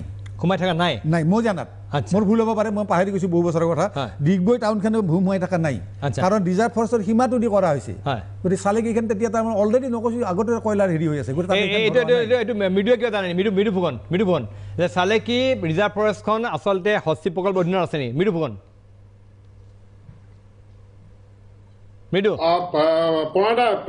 চালেকি ৰিজাৰ্ভ ফৰেষ্ট নহয় আচলতে PRF হয় প্ৰস্তাৱিত প্ৰপ'জ ৰিজাৰ্ভ ফৰেষ্ট হয় আৰু সেইখন আপোনাৰ হস্তি যিটো দিহিং পাটকাই যিখন এলিফেণ্ট ৰিজাৰ্ভ তাৰ ভিতৰৰ অন্তৰ্গত আচ্ছা সেইটো প্ৰকল্পৰ ভিতৰত অন্তৰ্ভুক্ত হৈ আছে ঠিক আছে হয় তাতে মই খালি মৃদু এই কথা জানিব বিচাৰিছোঁ মৃদু যে সেই এলেকাটোৰ যে যিটো হস্তি প্ৰকল্পৰ অন্তৰ্গত বুলি কোৱা আছে তাত বন বিভাগৰ কেতিয়াবা কিবা তৎপৰতা দেখা গৈছে যে এই ধৰণে মুকলিভাৱে তাত কয়লাখন হৈ আছে বন বিভাগে কিবা ব্যৱস্থা লোৱা পৰিলক্ষিত হৈছে নেকি তাত এতিয়াতো ধৰক এতিয়াতো কোনো তেনেকুৱা হেৰি দেখা নাই কাৰণ সেই অঞ্চলটোত বহুত আগৰ পৰাই পৰ্যায়ক্ৰমে অপেন কাষ্ট মাইনিং হৈয়ে আছে কাৰণ চালেকি যিখন PRF সেইখন আপোনাৰ 29 বৰ্গ স্কোৱাৰ কিলোমিটাৰমান আৰু সেই অঞ্চলটো যদি আপুনি মেপতো চাই ইভেন আপুনি এতিয়া যদি গুগল মেপতো চাই সেই অঞ্চলটোৰ পৰা আগৰ পৰাই তাতে হৈ আছে আৰু এইটো এটা এই যিটো এতিয়া যিটো লৈ পেলাই হুলস্থুল হৈ আছে সেইটো একচুৱেলি সেই 2013 চনৰ এপ্ৰিলত তাৰমানে এইটো এটা গভৰ্ণমেণ্ট অৰ্ডাৰ আছিলে তো সেইটো হয় এপ্ৰিলৰ 2 এপ্ৰিল 13ত এটা অৰ্ডাৰ আছিলে সেইটোৰ মতে এইখনৰ মুক্ত খননৰ বাবে 98.59 হেক্টৰ লোৱা হৈছে বুলি তাতে মই এই কথা জানিব বিচাৰিছোঁ যিটো কথা কোৱা হৈছে যে সেই এলেকাত মই এই কথা জানিব বিচাৰিছোঁ যে বন বিভাগ আৰক্ষী তাৰপৰা মুক্ত খনন যেতিয়া চবেই মুকলিভাৱে তাত হৈ আছে অপেনলি হৈ আছে কিন্তু এই কথাটোত প্ৰশাসন আৰক্ষী বন বিভাগ এইবিলাক কেতিয়া ব্যৱস্থা লোৱা পৰিলক্ষিত হৈছে নাই কাৰণ আপুনি কোৱা হৈছে প্ৰকৃতিৰ ব্যাপক হাৰত ধ্বংস কৰা হৈছে হয় চাওক কিছুমান তাৰে ওপৰ কিছুমান অঞ্চলত যিখিনি জনবসতি আছে বিশেষকৈ তো তাতে আপোনাৰ কি কয় জুম হৈছে আৰু তাৰ তলৰ অংশত পৰ্যায়ক্ৰমে চাহ বাগান খুলিছে আৰু এইবিলাকতো আমাৰ যিটো বন বিভাগ আছে তাৰ জ্ঞাতহাৰে হৈ আছে নিচিনা লাগে কাৰণ সেইখিনি যদি PRF হয় তেতিয়াহ'লে সেইখিনি আমাৰ বন বিভাগৰ আওতাতে পৰে এটা কথা ৰাইজে অলপ বুজি ল'ব যে এইটো হৈছে যে যিখন বৰ্ষাৰণ্য কথা কৈ আছোঁ আমি এই বৰ্ষাৰণ্যৰ ভিতৰত যিখিনি অভয়াৰণ্যখনৰ ভিতৰত হোৱা নাই তাৰ বাহিৰত যিখিনি ঠাইত এই মুক্ত কয়লা মুক্তখন হৈছে ইলিগেলি হৈছে অবৈধভাৱে হৈছে দীৰ্ঘদিন হৈ আছে প্ৰকৃতি ব্যাপক ধ্বংসযোগ্যতাত কৰা হৈছে কিন্তু সেই এলেকাটো আচলতে প্ৰপ'জ ৰিজাৰ্ভ ফৰেষ্ট প্ৰস্তাৱিত সংৰক্ষিত বনাঞ্চল তাৰ ষ্টেটাছটো বহুত তলত অভয়াৰণ্য তলত সংৰক্ষিত বনাঞ্চল তলতে তাৰ ষ্টেটাছ মানে হয় কি প্ৰপ'জ ৰিজাৰ্ভ ফৰেষ্ট হ'ব লাগিলে মাটিটোৰ মালিক হ'ল তাৰমানে DC অফিচ DC আচ্ছা আৰু ফৰেষ্ট প্ৰডিউচ যিখিনি আছে সেইখিনি ফৰেষ্ট ডিপাৰ্টমেণ্টে চাব তাৰ ওপৰ ষ্টেটাছ হ'ল ৰিজাৰ্ভ ফৰেষ্ট সংৰক্ষিত বনাঞ্চল তাৰপিছত ৰিজাৰ্ভ ফৰেষ্ট বন্যপ্ৰাণী অভয়াৰণ্য আচ্ছা এতিয়া ঠিক আছে মই আহিছোঁ ডক্টৰ বিভৱ দালদা আপুনি কৈছে আপুনি এটা স্পষ্টীকৰণ দিব বিচাৰিছে নাই মই প্ৰথম কথা কৈছোঁ যে ভাৰতীয় সংবিধানৰ ওপৰত যাৰ আস্থা আৰু বিশ্বাস আছে সেইজন ভাৰতীয় নাগৰিক কোনোবা এটা গভৰ্ণমেণ্ট কমিটিত থকাটো দুখনীয় নহয় গভৰ্ণমেণ্টৰ কমিটিটোত এইকাৰণে ৰাখে যে সকলোৱে যাতে তাতে কণ্ট্ৰিবিউট কৰিব পাৰে প্ৰথম কথা গতিকে কোনোবাই যদি ভাবিছে যে গভৰ্ণমেণ্টৰ কমিটিত থাকিলে সেইটো দুখনীয় কাম মই ভাৰতীয় সংবিধানত বিশ্বাস কৰা মানুহৰ কাৰণে মই ভাবোঁ এনেও যিখন বন্যপ্ৰাণী উপদেষ্টা পৰিষদ তাত চৰকাৰৰ বিভিন্ন প্ৰতিনিধিৰ লগত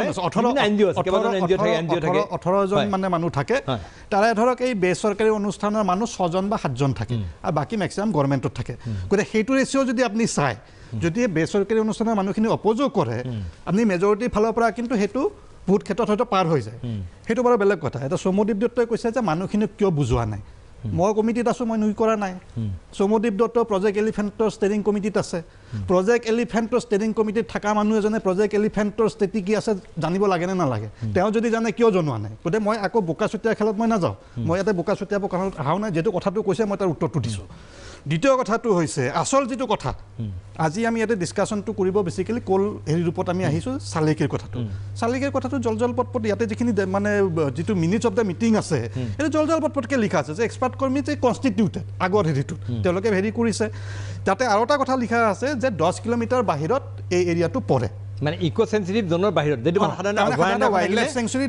মই অকণ ক্লিয়াৰিফাই কৰিব যে ৰাইজৰ হয়তো কনফিউজন হ'ব পাৰে যে বন্যপ্ৰাণী অভয়াৰণ্যখনৰ 10 কিলোমিটাৰ এলেকা ইকো সেন্সিটিভ জোন তালদৰা 10 কিলোমিটাৰ বিল নহয় actually as far as possible 10 kilometre হ'ব লাগে কিন্তু ধৰা দীপৰ বিলত 10 কিলোমিটাৰ দিলে ফাঁসি বজাৰ কৰিব কিন্তু সেইটো কৰিব নোৱাৰে কিন্তু 10 কিলোমিটাৰ এটা বান্ধাৰ এৰিয়া নহয় যে তাৰমানে এখন সেইটো হ'ব লাগিব বান্ধাৰ নাই কাৰণ দীপৰ বিলত যদি 10 কিলোমিটাৰ দেখিকেনো সেঞ্চুৰী দিলে তাৰমানে গুৱাহাটী ফাঁসি বজাৰৰ পৰব তাতে যায়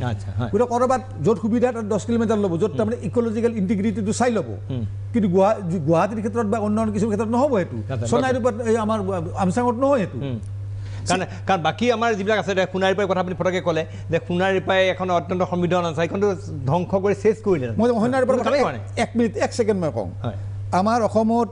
ক্লাইমেক্স ফৰেষ্ট যিবিলাকে ফৰেষ্টৰ অলপ জানে ছাকচেছনেল যিটো ক্লাইমেক্স ফৰেষ্ট বুলি কয় যিটো মানে বিবৰ্তন হৈ যায় যিটো লাষ্ট ষ্টেজ পায় সেইটো ক্লাইমেক্স বুলি কয় ক্লাইমেক্সত ৰৈ যায় মোটামুটি ৰৈ যায় বহু বছৰলৈকে একে থাকে যিটো আমাৰ দিহিং পাটকাই ক্লাইমেক্স ফৰেষ্টত তাৰমানে চেঞ্জ নহয় একেলগে থাকে যিটো ছাকচেছনেল ক্লাইমেক্স ষ্টেজ বুলি কয় ক্লাইমেক্স জাগা অসমত আমাৰ দিহিং পাটকাই আছিল আমাৰ সেই যিটো আমাৰ হলং নোহাৰ ফৰেষ্ট সেইটো আছিল আৰু এটা আছিল বাটাচিবোৰৰ বনচুম ফৰেষ্ট বনচুম আমাৰী forest that was also' climax forest সিখনত কাটি ধবাং বাং এখন এটা গাছ দেখিব মানে কোনো এটা প্ৰকৃতি প্ৰেমীয়ে কোনো এটা তাৰমানে এটা নাপাৰিলে আৰু সোণাৰীপাই বন্যপ্ৰাণী অভয়াৰণ্য অস্তিত্বৰ সংকট এটা নাই সোণাৰীপাই নাইয়েই গোটেই মানুহ বহি গ'ল তাতে সেইটো হ'ল that is a climax belt একেই ইম্পৰ্টেঞ্চ ইকোলজিকেলি তাৰমানে বৰ্ষা অৰণ্য একেই ইম্পৰ্টেণ্ট কাৰণ ক্লাইমেক্স ফৰেষ্ট অসমত নাই ভাৰততে খুব কম আছে এখন দিহিং পাটকাই এখন হ'ল বনচুম আমাৰী ফৰেষ্ট আমাৰ বাটাচিবোৰ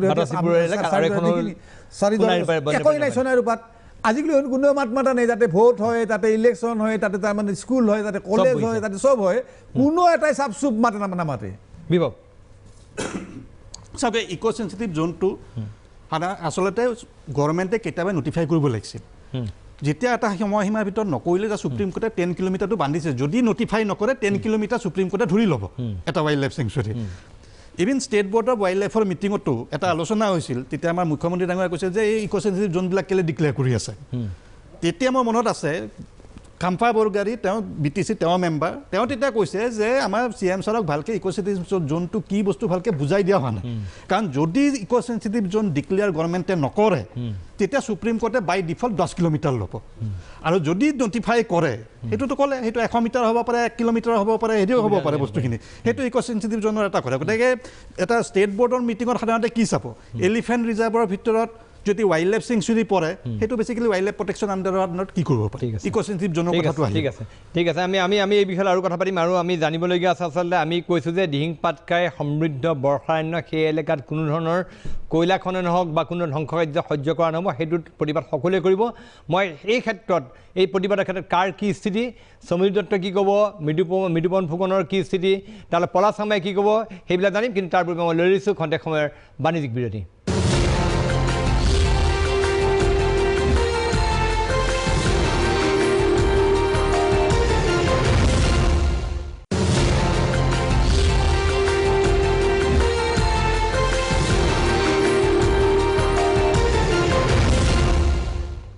খন্তেক সময়ৰ বিৰতিৰ পিছত পুনৰ উভতি আহিছোঁ প্ৰাগ নিউজৰ বিশেষ অনুষ্ঠান দৰবাৰৰ মজিয়ালৈ আজি আমি দৰবাৰত দিহিং পাটকাই এলেকাত হোৱা কয়লা খননৰ বিষয়ে কথা পাতি আছোঁ মই পোনে পোনে গৈছোঁ আমাৰ সৈতে আছে অসম জাতীয়তাবাদী যুৱ ছাত্ৰ পৰিষদৰ সাধাৰণ সম্পাদক পলাশ চাংমাই মই এই কথা জানিব বিচাৰিছোঁ এতিয়া স্থিতি কি হ'ব আপোনাৰ এই কথা আপুনি ইতিমধ্যে গম পালে যে এইটো কয়লা খনন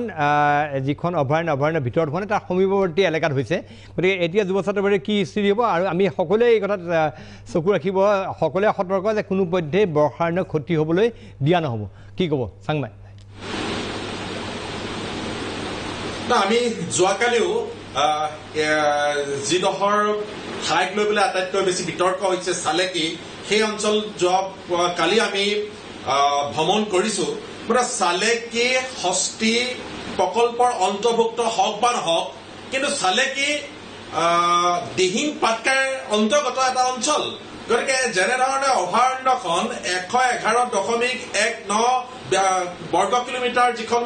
অভয়াৰণ্য বৰ্ষাৰণ্য সেইখন ৰক্ষা কৰা আমাৰ দায়িত্ব বাকী 800 বৰ্গ কিলোমিটাৰ যিখন দিহিং পাটকাই পৰ্বত বা পাহাৰ সেইখনো ৰক্ষা কৰা আমাৰ দায়িত্ব আমি সেইকাৰণে অসম জাতীয়তাবাদী যুৱ ছাত্ৰ পৰিষদে দীৰ্ঘদিন ধৰি কৈ আছো যে কোনো কাৰণতে এতিয়া যেনেধৰণে মুক্ত কয়লাৰ খনন কৰিছে সেই খনন কাৰ্য জীৱকুলৰ কাৰণেই হওক বা দিহিং পাটকাইৰ কাৰণে সুচল নহয় সেই কাৰ্যক বন্ধ কৰিব লাগে বুলি আমি ইতিমধ্যে দাবী কৰি আহিছো গতিকে আমি কেৱল মাত্ৰ বৰ্ষা অৰণ্যখনে নহয় সমগ্ৰ পাটকাই পৰ্বত ৰক্ষা কৰা আমাৰ অসমৰ মানুহৰ দায়িত্ব আছে মই পূৰ্বেও কৈছো যে সমগ্ৰ দিহিং পাটকাই বা পাটকাই পৰ্বতত আমাৰ ঐতিহ্য জড়িত হৈ আছে আমাৰ গৌৰৱ জড়িত হৈ আছে তাৰ জীৱকুল তাৰ তিন্নতৰ ৰক্ষা কৰাৰ আমাৰ অসমৰ প্ৰত্যেকগৰাকী মানুহৰ দায়িত্ব আছে কেৱল মাত্ৰ কয়লা খনিব লাগে কাৰণেই আমি এটা পাহাৰ লুটিয়াই পেলাব নোৱাৰো তাক অবৈধভাৱে কৰি থকা হৈছে আপোনালোকে দেখিছে যে 15 বছৰ যেতিয়া কংগ্ৰেছৰ চৰকাৰ আছিল সেই অঞ্চলৰ পৰা লিডু বাঘেৰিটা সেই অঞ্চলৰ ৰাজনেতাসকলৰ পৰা দিছপুৰত বহি থকা ৰাজনেতাসকললৈকে সকলোৱে এই অংকটোৰ লগত জড়িত থাকে আৰু এতিয়া এই 4 বছৰ অতিক্ৰম কৰা যিখন চৰকাৰ সেই চৰকাৰখনেও এই লিডু বাঘেৰিটা সেই অঞ্চলৰ পৰা একেবাৰে দিছপুৰলৈকে সকলোবিলাক ৰাজনেতা এই গোটেই বিষয়টোৰ লগত জড়িত হৈ থাকে কাৰণে এনেধৰণে কোনেও ৰাজনেতাসকলে মাত নেমাতে দিল্লীয়ে যিটো বিষয় জাপি দিয়ে সেই দিল্লীয়ে জাপি দিয়া বিষয়টোক দিছপুৰে সহযোগিতা কৰে এইটো অত্যন্ত দুৰ্ভাগ্যজনক কথা যে মুখ্যমন্ত্ৰীগৰাকীয়ে আপোনালোকে কৈছে আপোনালোকৰ প্ৰতিবাদ যুৱ ছাত্ৰ পৰিষদে এই ক্ষেত্ৰত কোনো কম্প্ৰমাইজ নকৰে এই ক্ষেত্ৰত আপোনালোকৰ প্ৰতিবাদ অব্যাহত থাকিব বনমন্ত্ৰীগৰাকীক পঠাইছে কিন্তু বনমন্ত্ৰীগৰাকীয়েও প্ৰকৃত যিখন প্ৰতিচ্ছবি সেই প্ৰতিচ্ছবিখন দেখা নাপায় যোৱাকালিৰ পৰাই আমি কৈ আছো যে তাত এনে এটা পৰিৱেশ সৃষ্টি কৰা হৈছে তাত কয়লাৰ যেন অবৈধ খনন হোৱাই নাই তেনে এক পৰিৱেশ সৃষ্টি কৰা হৈছে মই অকণমান মৃদুৰ ওচৰলৈ যাব বিচাৰিছোঁ মৃদুপৱন এতিয়া কি বিচাৰিছে আপোনালোকে কি বিচাৰিছে সেইটো কওক চমুকৈ একেবাৰে পৰদা এইখিনিতে কওঁ যে আমি কি বিচাৰিছো সেইটো আচলতে নহয় মই ব্যক্তিগতভাৱে 2008 চনৰ পৰাই একচুৱেলি এনেকুৱা ধৰণৰ যিবিলাক আমাৰ যিহেতু মই পৰিৱেশৰ লগত পৰিৱেশৰ কাৰণে কাম কৰি আহিছোঁ, আমাৰ এই অঞ্চলটোৰ অৰণ্য সংৰক্ষণৰ কাৰণে কাম কৰি আহিছোঁ, গতিকে মোৰ কিছুমান মই নিজে ভাবোঁ যে মোৰ দায়বদ্ধতা আছে। আৰু সেইকাৰণে 2008 চনত আপুনি শুনি আচৰিত হ'ব, এই যিটো প্ৰকল্প আজি আমাৰ নেশ্যনেল বৰ্ড ফৰ ৱাইল্ড লাইফলৈকে গৈ পেলাই আকৌ যেতিয়া অনুমোদনৰ কাৰণে গৈছে, তাৰ কাৰণে যিখিনি নীতি, যিখিনি নিয়ম, যিভাগে হ'ব লাগিছিলে সেইখিনি নহ'লে। কিয় নহ'লে? সেইখিনি কিছুমান যিখিনি 2006 চনৰ যিখন EIA নটিফিকেশ্যন নহ'লে এই গোটেই প্ৰকল্পটো আমি মই নিজে 2008 চনৰ পৰা এনেকুৱা ধৰণৰ যাতে আমাৰ যিখিনি ডেভেলপমেণ্টেল ৰিলেটেড এনেকুৱা মাইনিং কোম্পানী, কোলে হওক, অইলে হওক, তেওঁলোকে যিখিনি নিয়ম নীতি মানিব লাগে পৰিৱেশ সংক্ৰান্তীয়, সেইখিনি নমনাৰ কাৰণে মই অহৰহভাৱে আমি মাত মাতি আহিছোঁ আৰু পৰ্যায়ক্ৰমে কাম কৰি আহিছোঁ। যেনে 2008 চনত যেতিয়া ইয়াতে মোৰ সময় একদম সেই মই আপুনি এতিয়া কি বিচাৰিছে, এতিয়া কি লাগে আপোনাক সেইটো কথা কওক। আপুনি দিহিং পাটকাই কথা ওলাইছে, আপুনি এই বিষয়ত কি ক'ব একদম চমুকৈ কওক। সেই পাব্লিক হিয়াৰিঙত পাৰ্টিচিপেট কৰিছিলোঁ আৰু সেই মিটিঙৰ মাইনটছৰ ওপৰত বেছ কৰিয়ে আজিও কোল ইণ্ডিয়াই সেই 2008 চনৰ ওপৰত সেইখন পাব্লিক হিয়াৰিঙৰ ওপৰত বেছ কৰিয়ে তেওঁলোকে হেৰি কৰে। ঠিক আছে, মই মৃদু মই উপায় নাই, মোৰ সময় একদম কম, মৃদু মই ৰখাব লাগিব, মই উপায় নাই, মই একদম সময় কম। মই আহিছোঁ অন্তিমবাৰৰ কাৰণে সৌম্যদীপ দত্তৰ ওচৰলৈ। সৌম্যদীপ দত্ত, আমি ক'লোঁ যে আমি দেখিলোঁ যে দিহিং পাটকাইৰ সমৃদ্ধ বৰ্ষাৰণ্য ৰক্ষাৰ কাৰণে আপুনি অহৰ যুঁজি আছে। আপুনি কৈছে আপোনাৰ মৃতদেহৰ ওপৰতে তাত কোনোবাই কয়লা খনন বা তেল খনন কৰিব পাৰিব বৰ্ষাৰণ্য, সেইটো আমি বুজিলোঁ। কিন্তু তাৰ লগতে মই আপোনাৰ প্ৰতি এইটো প্ৰশ্ন যে আপুনি চালেকিৰ বা সেই এলেকাত হৈ থকা মুক্ত খননৰ বিৰুদ্ধেও আপুনি প্ৰতিবাদ সাব্যস্ত কৰিব নি? পোনপটীয়া হয় আপোনাৰ উত্তৰ এটা বিচাৰিছোঁ। দি আছোঁ। এতিয়া ভূপেন তালুকদাৰৰ মুখত শুনিলে অসমৰ ৰাইজে গম পাই গ'ল হস্তি প্ৰকল্পৰ কথা। মই নাভাবোঁ যে ভূপেন তালুকদাৰতকৈ ডাঙৰ কোনো এক্সপাৰ্ট অসমত আছে, সেইটো হৈ গ'ল, সেইটো একে কথা নকওঁ। দ্বিতীয় কথা হ'ল যে আমাৰ কাৰণে দিহিং পাটকাই বৰ্ষাৰণ্যটো জীয়াই আছে, দিহিং পাটকাই অভয়াৰণ্যত জীয়াই আছে। আৰু অ'পেন কাষ্ট মাইনিং, কয়লাৰ মুক্ত খননৰ কথা যদি কয়, সেইটো এটা বেলেগ ইছ্যু। কোনোবা যদি কয়লাৰ মুক্ত খনন অসমত বন্ধ কৰি দিয়ে আমি বহুত ভাল পাম, আমি খুচি হ'ম। আমি বিচাৰোঁ যে অসমৰ কয়লাৰ মুক্ত খনন বন্ধ হৈ যাওক, কোনোবা বন্ধ কৰি দিয়ক, আমি তাক পুৰা মৰাল ছাপোৰ্ট দিম। কিন্তু আমি আমাৰ শক্তি, আমি আমাৰ কনচেনট্ৰেশ্যন ৰাখিম যাতে আমাৰ unique rain forest Dihing Patkai যাতে নষ্ট নহয়।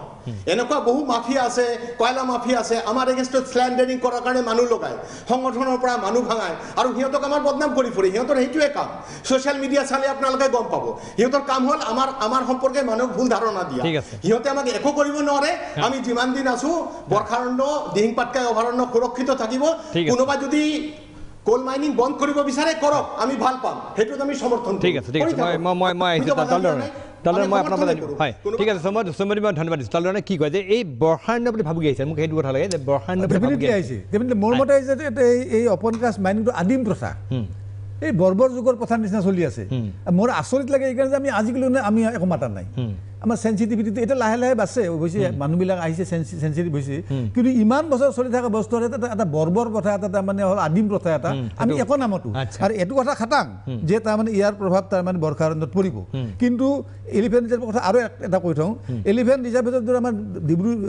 আমাৰ দিহিং পাটকাই এলিফেণ্ট ৰিজাৰ্ভত মাইনিং ড্ৰিলিং চলি আছে, কাৰণ এলিফেণ্ট ৰিজাৰ্ভ পাৰে কৰিব সেইটো কাম, সেইটো কৰিব পাৰে। মোৰ মতে এই অ'পেন কাষ্ট মানে টোটেলি বন্ধ কৰিব লাগে, সম্পূৰ্ণ বন্ধ কৰি দিব লাগে, ক'তো হ'ব নালাগে, আমাৰ কয়লাটো নালাগে। বিভৱ প্ৰতিবাদ কৰিব নালাগে এইটো বিষয়ত যে বৰ্ষাৰণ্যৰ প্ৰতি ভাবুকি আছে, প্ৰতিবাদ হ'ব নহয় আপোনালোকৰ? হ'ব লাগে। আৰু অকল এক্সিষ্টিং, কাৰণ গোটেই যিটো ৰেইন ফৰেষ্টৰ যিটো বেল্ট দিহিং পাটকাই কৈ আছোঁ, তাৰে অকল 111 স্কুৱেৰ কিলোমিটাৰহে ৱাইল্ড লাইফ চেঞ্চুৰী ডিক্লেয়াৰ কৰিছে। মই ভাবোঁ ডিব্ৰুগড়ৰ আণ্ডাৰত যিখিনি জয়পুৰ ৰিজাৰ্ভ ফৰেষ্ট আছে প্ৰায় 80 স্কুৱেৰ কিলোমিটাৰ, সেইটো ৱাইল্ড লাইফ চেঞ্চুৰী কৰিব লাগে, সংৰক্ষণ কৰিব লাগে। তাৰে যিখিনি ৰিমেইনিং ৰেইন ফৰেষ্ট পেচ আছে সেইখিনি সংৰক্ষণ কৰি প্ৰটেকশ্যনৰ ব্যৱস্থা কৰিব লাগে। আৰু এটা কথা, আমাৰ কিন্তু existing Dihing Patkai wild life sanctuary প্ৰটেকশ্যনটো কিন্তু বন বিষয়াৰ কিছু মানুহে কৰি আছে, এইটো নহয় যে কোনোবা বেলেগে কৰি আছে, কাৰণ custody is the forest department. তাৰে ভিতৰত কিছু ভাল মানুহ থাকিব পাৰে, কিছু বেয়া মানুহ থাকিব পাৰে, সেইটো বেলেগ কথা, কিন্তু প্ৰটেকশ্যন এফৰ্টটো কিন্তু বন বিভাগৰ পৰা নাই বুলি ক'লেও কিন্তু ভুল কথা কোৱা হ'ব। ঠিক আছে, আমি এতিয়া আমাৰ সকলোৰে এইটোৱে দাবী, আমি সকলোৰে আমাৰ মাজত যিসকল আছে আমাৰ প্ৰত্যেকৰে মই উইণ্ডৰসকলে দেখুৱাবলৈ অনুৰোধ কৰিছোঁ, আমাৰ সকলোৰে এইটোৱে দাবী যে যেনেকৈ নহওক এই দিহিং পাটকাই যিখন সমৃদ্ধ বৰ্ষাৰণ্য তাক ৰক্ষা কৰা যাব তাৰ লগত আমাৰ প্ৰত্যেকৰে আৱেগ জড়িত আছে এখন সমৃদ্ধ জৈৱ বৈচিত্ৰ্য আৰু এই জৈৱ বৈচিত্ৰ্য ধ্বংস কৰি আমাৰ নিজৰ কাৰণে আমি বিপদ কঢ়িয়াই অনা উচিত নহয় গতিকে অকল বৰ্ষাৰণ্যৰ সমীপৱৰ্তী এলেকাত যি ধৰণৰ মুক্ত কয়লা খনন হৈছে সেয়া বন্ধ কৰিব লাগে অবৈধভাৱে হোৱাখিনি বন্ধ কৰিবলৈ আমি সেইটো সকলোৱে দাবী যে অ'পেন কাষ্ট মাইনিং সম্পূৰ্ণ বন্ধ হ'ব লাগে আমাৰ আৰু আমি প্ৰত্যেকে এইটো দাবী যে যেনেকৈ নহওক দিহিং পাটকাইৰ অস্তিত্ব অক্ষুণ্ণ ৰখাৰ ক্ষেত্ৰত চৰকাৰে কোনো ধৰণৰ যাতে কম্প্ৰমাইজ নকৰে আৰু ইতিমধ্যে বনৰ পৰিৱেশ মন্ত্ৰী কৈছে আমি ভাবোঁ যে এই ক্ষেত্ৰত বন আৰু পৰিৱেশ মন্ত্ৰীয়ে উচিত পদক্ষেপ গ্ৰহণ কৰিব এই কামত আজি এই আলোচনাৰ অংশ লোৱা মই ডক্টৰ বিভৱ তালুকদাৰ ভূপেন তালুকদাৰ সমুদ্ৰ দত্ত মৃদু পৱন ফুকন আৰু পলা চাংমাই ধন্যবাদ জ্ঞাপন কৰি আমাৰ বিশেষ অনুষ্ঠান আৰু লগতে বন মন্ত্ৰীকো ধন্যবাদ জ্ঞাপন কৰি আমাৰ বিশেষ অনুষ্ঠান দৰবাৰ মজিয়াৰ পৰা মই প্ৰণয় বৰদলৈ বিদায় দিছোঁ